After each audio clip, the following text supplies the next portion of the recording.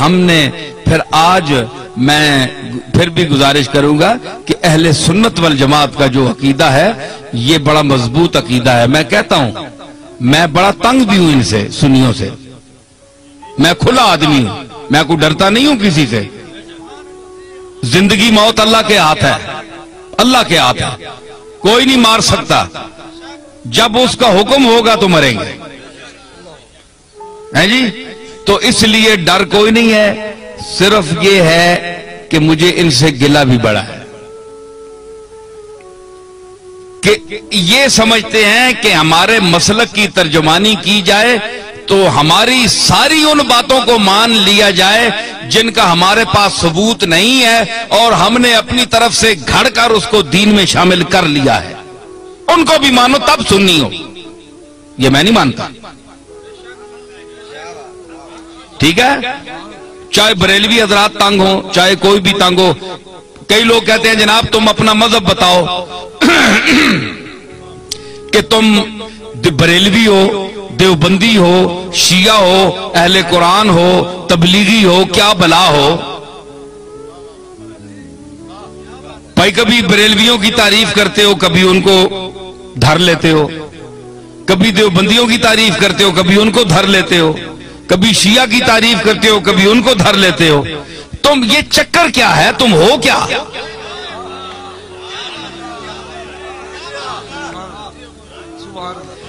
ہے جی, آج میں آپ کو بتاتا ہوں میں کیا ہوں. دیکھیں صاحب, یہ ان کا سوال بجا ہے کہ یہ سارے لوگ ان کی تعریف کرتے ہیں, اور کبھی جو بہت خوش ہوئے ہوتے ہیں وہ دیوبندی بھی کہتے ہیں یار یہ تو ہمارا آدمی ہے, یہ دیوبندی ہے. وہ دوسرا خطاب سنتے ہیں, وہ کہتے ہیں تب تن کے رکھ چھوڑیا سسا. بریلوی کہتے ہیں جناب یہ ہمارا ہے, تو دوسرا خطاب سنتے ہیں, اس میں کوئی ان کی بات ہوتی ہے, ان کو دھر لیتا ہوں, وہ کہتے ہیں یہ گیا, یہ تو کچھ بھی نہیں ہے, ہمارا تو نہیں ہے. شیعہ کہتے ہیں اہل بیت کی تعریف اس سے بڑھ کر کسی نے کی نہیں, کبھی ان کو بھی کوئی چٹکی لگا دی, وہ کہتے ہیں یار ہمیں بھی ہماری خبر بھی لے گیا. اہل قرآن, تبلیغی, اہل حدیث تعریف بھی کرتا ہوں, مذمت بھی کرتا ہوں, وہ کہتے ہیں یہ چیز کیا ہے, یہ ان کی معجون مرکب کیا ہے, حدود اربع ان کے کیا ہے. تو میں گزارش کروں, بات یہ ہے کہ میرا کوئی ذاتی مذہب نہیں ہے, نہ آپ کا کوئی ذاتی مذہب ہونا چاہیے. ہمارا مذہب, ہمارا عقیدہ, ہمارا مذہب, ہمارا مسلک, ہمارا نظریہ, ہمارا اندیہ وہ ہونا چاہیے جو اللہ کی آخری کتاب قرآن مجید میں آیا ہے, یا جناب محمد الرسول اللہ سے جو عقیدہ, جو طریقہ ثابت ہے وہ آپ کا اور میرا عقیدہ ہونا چاہیے. ٹھیک ہے نا, یہ مسلمان کی تعریف ہے. تو ہر یاد رکھیے کہ ہر مذہب میں, ہر مسلک میں افراط و تفریط ہے, یا کوئی کسی بات میں گھٹ جاتا ہے, بہت دالیوں لے ونن تے بعض جگہ وہ اتنی شدت کرتے ہیں کہ حد سے بڑھ جاتے ہیں. میانہ روی, حضور نے فرمایا خیر الامور اوسطھا, یہ آپ کا ایسا جملہ ہے کہ پوری کائنات کے ہر چیز پر اس کا اطلاق ہو سکتا ہے. پوری کائنات, ہر عمل, ہر نظریہ, ہر نقطہ, یہ سرکار مدینہ کا وہ ارشاد ہے. میں اس کی تعریف کروں کہ فرمایا کہ ہر چیز میں درمیانہ روی اختیار کرو, ہر چیز میں. آپ اس کو گھر جائیں, اپنے بال بچوں کے ساتھ, بیوی کے ساتھ, والدین کے ساتھ, محلے والوں کے ساتھ برتیں, اور حضور کے اس ارشاد مقدس کو آپ ذہن میں رکھیں کہ ہر چیز میں میانہ روی, نہ حد سے بڑھو نہ حد سے نیچے ہو, درمیان میں چلو. وہ کسی نے کہا نا کہ عزیز اتنا ہی رکھو کہ جی بہل جائے, عزیز اتنا ہی رکھو کہ جی بہل جائے, اب اس قدر بھی نہ چاہو کہ دم نکل جائے. ہر چیز کا ایک طریقہ ہوتا ہے اعتدال, درمیانہ روی. تو حضرت پیر میر علی شاہ صاحب کا کو اللہ نے علماء عصر میں امتیاز کیوں عطا فرمایا، دیوبندیوں نے کیوں ان کو مانا، شیعہ نے کیوں مانا، رد مرزائیت میں جب میرے دادا وہاں تشریف لے گئے تو سب نے مسلمہ طور پر آپ کو مقتدا اپنا کیوں مانا۔ آج کون سا پیر ہے پاکستان میں کہ جس کو تمام مسالک کے علماء اور مشائخ اکٹھے ہو کر اپنا پیشوا مانے؟ کوئی ہے آپ کے سامنے آیا؟ نہیں آیا، اس لیے کہ وہ خود معتدل نہیں ہے، وہ پارٹی کا بن گیا ہے، پارٹی کا ہو کر رہ گیا ہے۔ اس نے کہا ہے کہ اگر میں شیعہ ہوں تو میں نے شیعہ کی حمایت کرنی ہے، چاہے شیعہ غلط ہے میں نے شیعہ کو ثابت کرنا ہے، دیوبندی ہے تو اس نے کہا میں نے دیوبندیوں کو ثابت کرنا ہے چاہے وہ غلط ہی کریں، بریلوی ہیں ان کو میں نے ثابت کرنا ہے چاہے غلط ہی کہیں، میں نے ان کی تائید کرنی ہے۔ پیر میر علی شاہ صاحب میں یہ خوبی تھی کہ اللہ نے ان کو علم وافر کے ساتھ عقل سلیم بھی عطا کی تھی، اور وہ میانہ روی اور اعتدال حضور کے اس ارشاد کو سامنے رکھتے ہوئے کہ خیر الامور اوسطھا، کہ ہر چیز میں میانہ روی اختیار کرو، حدوں نہ ودو تے حدوں لو بھی نہیں، تھلے بھی نہ ہو جو تکو نا ترکڑی تول لینا، تولتے ہیں نا تے او جی وچ لوہا ہونا ہے، اساں تکنا ہے دکاندار پہ یہ ایتھے بالکل جس لئے انجا آونجے نا سدھا اس ویلے تولا جو برابر ہونا، انصاف نہیں ترازوں ہے جی۔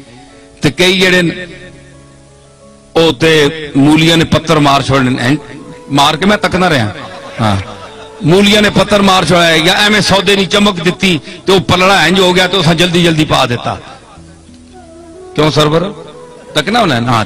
اچھا تو مطلب ہے کہ دھوکہ دے دیا، چکر دے دیا، تو مطلب یہ ہے کہ وہ سودا وہاں جاتا نہیں پورا، صرف ٹچ کر کے اس کو نیچے کر کے چکر دے کے چلے جاتے ہیں۔ لیکن جو سمجھدار گاہ کو اس کو پتہ ہے کہ جب یہ بالکل تول میں صحیح آئے گا نا، انصاف پہ آئے گا، نہ ادھر جھکاؤ ہوگا نہ ادھر ہوگا، تو پھر صحیح تلے گا۔ اس کو کہتے ہیں اعتدال، درمیان میں، نہ ادھر نہ ادھر۔ تو آپ بتائیں کہ سودا وہ صحیح تلتا ہے نا جو اعتدال پر ہو، جسے اس کے آنے جی ترکڑی نہ ہو، کنڈا صحیح تولتے درمیان کھلوتا ہوئے اور صحیح سودا تلنا ہے۔ پیر میر علی شاہ صاحب کے میزان علم پر وہ کنڈا جو صحیح ہے اس پر ہر وہ سودا تلتا ہے، اور جو غلط ہو زائد ہو وہ ادھر ادھر ڈول بننا ہے، ختم ہو بننا ہے۔ لوگ آ رہے جناب پیر صاحب عجیب آدمی ہے، کسی کو انہوں نے کافر نہیں کہا، کسی کو مشرک نہیں کہا، کسی کے خلاف فتویٰ نہیں دیا، سب کو کہتے ہیں مسلمان ہیں، لیکن یہ ذرا ٹھیک کر لو، یہ ٹھیک کر لو، یہ غلط ہو تم، یہ غلط ہو، یہ ذرا ٹھیک ٹھاک کر لو، باقی تم ٹھیک ہو۔ پیر میر علی شاہ صاحب یہی کہتے ہیں نا۔ تو ہمارے یہ آج کے بعض بریلوی حضرات یہ کہتے ہیں جناب کہ انہوں نے اتنا علم ہونے کے باوجود انہوں نے کیوں کسی کو کافر نہیں کہا،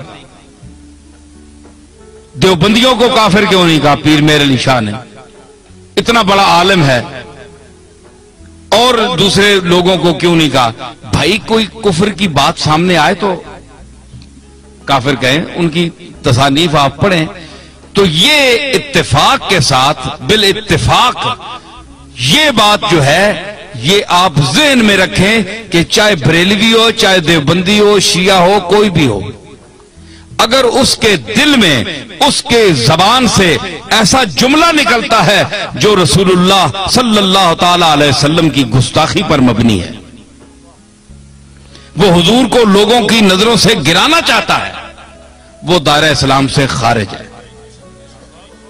ٹھیک ہے، باقی ہمارے بزرگوں کو نہ ماننے والا کافر نہیں ہوتا، ٹھیک ہے نا جی، ہمارے بزرگوں کو نہ مانے، کوئی داتا صاحب کو نہ مانے، وہ اللہ خود ہی منوا لے گا، وہ خود ہی پکڑے گا۔ اگر اللہ کے مقبولوں کے ساتھ کوئی زبان درازی کرتا ہے تو اللہ بڑا غیرت مند ہے، وہ نہیں چھوڑتا۔ اس نے کہا تھا بس تجربہ کر دیم دری دیر مکافات، با درد کشاں ہر کے در افتاد بر افتاد۔ حافظ نے کہا کہ ہم نے اس دائر مکافات میں بڑا تجربہ کیا ہے۔ یہ دائر مکافات ہے نا، بدلہ یہی مل جاتا ہے انسان کو، جو کسی کا حق دبائے، جو یتیموں کا مال کھائے، कितने गया वो शकील, ठीक है, खलील, ठीक है ना। तो मतलब है आपके इलाकों में भी ऐसी चीजें हैं कि जो गरीबों का माल खाते हैं, यतीमों का माल खाते हैं, और उनके यतीम रिश्तेदार जो हैं वो दूसरों के मदरसों में पलते हैं जाकर। समझ आई? तो ये फरमाया कि वो लोग याकुलून फी बुतूनहिम इल्ला नार, वो खाते हैं अपने पेटों में अंगारे, भर रहे हैं अंगारे, आग के अंगारे, जो यतीम का माल खाते हैं। ठीक है ना। तो कहते हैं इन्होंने क्यों नहीं फतवा लगाया? भाई फतवा उन्होंने देखे, जो रसूलुल्लाह की गुस्ताखी करेगा, हुजूर को के मुतल्लिक, और सबसे वहाबियों के जो सरबराह हैं, अपना नहीं अब्दुल क्या नाम है, इब्न तैमिया, वो उनके भी जद्दे आला है। तो मतलब है अकीदे में जद्दे आला है। तो इब्न तैमिया जैसा आदमी, उसने लिखा कि एक है कपड़े का मैला होना, एक है हिकारत से कोई गई सट है एवं तरक्या मैला है, ज़हन में उसको हकीर कहे, ज़हन में ये अकीदा रखे कि मैं इसकी हिकारत कर रहा हूं। एक ये है कि हुजूर अलैहिस्सलातु वस्सलाम की कमली जो है, आपका जुब्बा या हर वो कपड़ा जो आपके जिस्म अक़दस से मस हुआ, लग गया, एक बार लगा या कई बार लगा, तो उसको वो शरफ हासिल है कि दुनिया में किसी चीज को वो शरफ हासिल नहीं। ठीक है। तो अगर वो मैला भी हो सकता है ना, गर्दो गुबार तो पड़ती है, वक्त का गुजरना उसको गल जाता है, पुराना हो जाता है, तो अगर कोई शख्स ये भी